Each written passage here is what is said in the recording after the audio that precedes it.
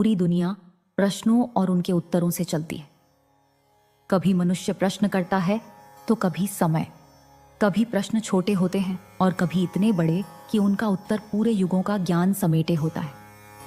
और ऐसे ही एक प्रश्न के उत्तर में जन्म लिया इस दुनिया के सबसे बड़े ग्रंथों में से एक, रामायण ने। इस कहानी की शुरुआत होती है एक ऐसे स्थल से जहां प्रकृति अपने सब रंगों के साथ विराजमान थी।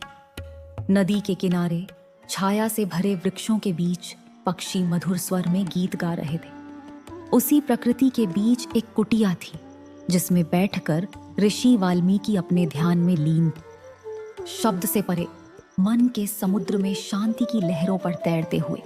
तभी उस मौन को तोड़ता है एक दिव्य उपस्थिति का आभास।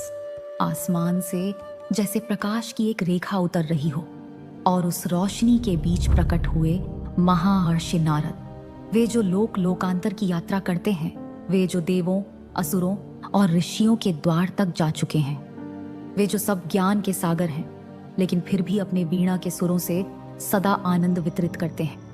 वाल्मीकि ने नारद का स्वागत किया और जब दोनों महापुरुष एक दूसरे के सामने बैठे तो प्रश्न।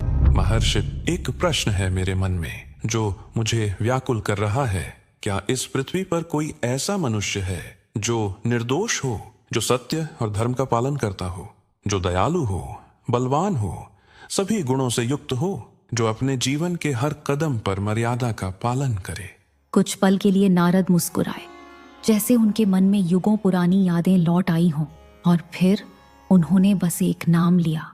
राम, दशरथ पुत्र राम, मर्यादा पुरुषोत्तम, जिसने धर्म के लिए अपना सब कुछ त्याग दिया, जो दया, शौर्य, सत्य और करुणा का जीवंत रूप है, जो अपने जीवन के हर मोड़ पर इस बात का प्रमाण है कि मनुष्य चाहे कितनी भी कठिन परीक्षाओं से गुजरे, अगर उसका हृदय पवित्र है तो वह सदा विजयी होता है। नारद ने राम की कहानी सुनानी शुरू की।